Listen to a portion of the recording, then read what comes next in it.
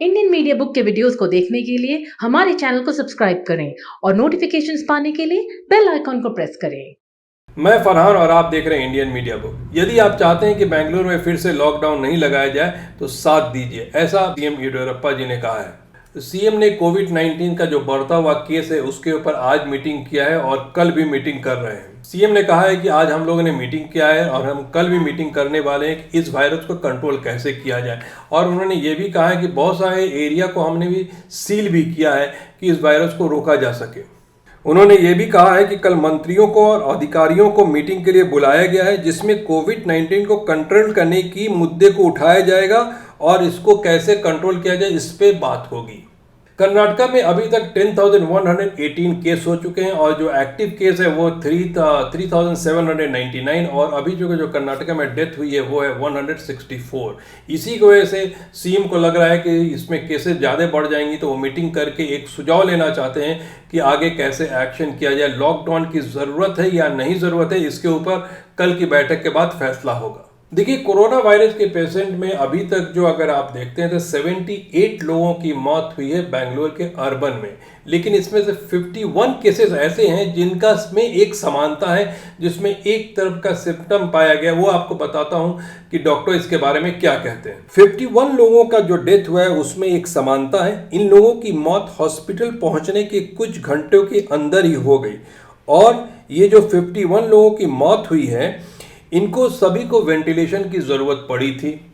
और इसमें एक बात और कहा जा रहा है कि ये जो 51 लोग हैं ये किसी न किसी बीमारी से पहले से बीमार चल रहे थे। वो जो बीमारी है वो मैं आपको लिस्ट सुनाता हूँ। ये कहा जा रहा है कि इनको पहले से क्रोनिक किडनी डिजीज़ था, डायलिसिस पे ये डिपेंड थे, हेपेटाइटिस सी और बी पॉजिटिव था, इन लोगों को हाइपरटेंशन की बीमारी थी और एडमिशन कराने में लोगों ने डिले किया है। मतलब कि बीमार चल रहे थे, तबीयत खराब थी, लेकिन वायरस के और इन्फेक्शन के डर से उन लोगों ने हॉस्पिटल जाना नहीं सोचा तो डिले किए, तो वो भी एक रीज़न बताया जा रहा है।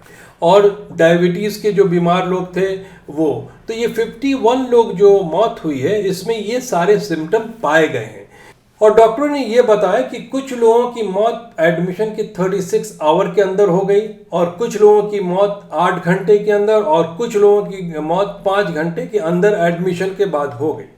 इसमें एक दो चीज़ समझना बड़ा ज़रूरी है। प्रॉब्लम क्या हो रहा है कि लोग तो डर से सोच रहे हैं कि हॉस्पिटल जाएंगे तो डेफिनेटली प्रॉब्लम होगा और चेकिंग होगी तो हो सकता है कि हमको कोरोना पॉजिटिव बता दिया जाए। ये कहीं ना कहीं सही है, क्योंकि देखिए जब टेस्ट हो रहा है तो कभी कभी चीज़ पॉजिटिव निकल जाता है, बाद में दोबारा टेस्ट होता है तो नेगेटिव निकल जाता है। तो एक तो एरर की बात है, ऐसा नहीं कहा जा सकता है कि 100% जो टेस्ट हो रहा है कंफर्म और एकदम सही टेस्ट है, ये नहीं माना जा सकता। लेकिन अगर आप पहले से बीमार हैं, आपको बीमारी है, तो उसको आप लेके घर पे मत बैठिए, आप अपने डॉक्टर से उसका इलाज कराते रहें। नहीं तो होता क्या है कि आप लास्ट मोमेंट में जाते हैं, तबीयत आपकी किसी और चीज़ से ख़राब होती है और जब टेस्ट होता है तो एक रिजल्ट निकल जाता है पॉजिटिव और इस केस को कोरोना पॉजिटिव के डेथ केस के अंदर ऐड किया जा सकता है। ऐसा एरर हो सकता है।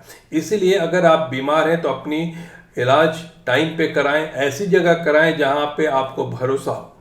ये 51 लोगों की जो मौत हुई है, किस एज ग्रुप में कितने लोगों का मौत हुआ है वो मैं आपको बताता हूँ। देखिए, 70 साल के उम्र के 8 लोगों का मौत हुआ है, 60 साल के उम्र के 20 लोगों की मौत हुई है, 50 साल के जो एज ग्रुप हैं उसमें से 13 लोगों की मौत हुई है, 30 और 40 साल के एज ग्रुप में 9 लोगों की मौत हुई है और एक आदमी जो है वो 20 साल से कम का था। तो टोटल जो 51 लोगों की मौत हुई है ये एज ग्रुप वाले थे सारे।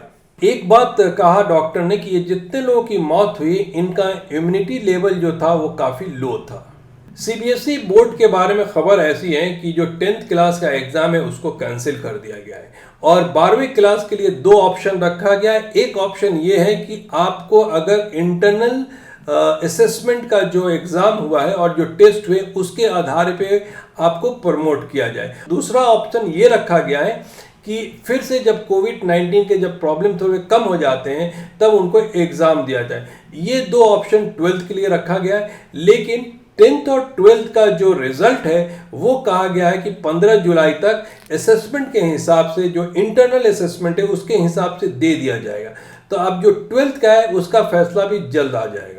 बाबा रामदेव की कंपनी पतंजलि ने जो कोरोना का दवा निकाला था उसके ऊपर राजस्थान सरकार ने बैन किया, उसके बाद फिर महाराष्ट्र ने बैन कर दिया है।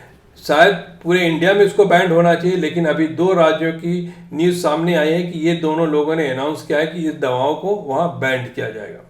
तो आपको पता है कि इसी बीच में पेट्रोल की प्राइस चल रही है, तो ऑपोजिशन के दिग्विजय सिंह ने आवाज उठाई और साइकिल लेकर निकल गए। तो उनके साथ कुछ और सहयोगी निकल गए, उनकी संख्या जो बता रही है 150 से लोग ज़्यादा थे। तो सरकार के हिसाब से 50 लोगों से ज़्यादा कहीं जमा नहीं हो सकते हैं, इसकी वजह से उन सभी लोगों के ऊपर FIR लगा दिया गया। ये सच पूछिए तो ये कोरोना वायरस सरकार के बड़े फायदेमंद है। आप चाहे तो प्राइस बढ़ाते जाइए, और आपने एक रूल लगा दिया है कि आप आवाज़ उठा नहीं सकते हैं, 50 लोगों से ज़्यादा जमा नहीं हो सकते हैं। आप उससे ज़्यादा जमा होंगे तो आपके ऊपर FIR हो जाएगी, आपको अरेस्ट भी किया जा सकता है। Thank you so much watching Indian media book, और आपसे रिक्वेस्ट है इंडियन मीडिया बुक को सपोर्ट करें। इंडियन मीडिया बुक के वीडियोस को देखने के लिए हमारे चैनल को सब्सक्राइब करें और नोटिफिकेशंस पाने के लिए बेल आइकॉन को प्रेस करें।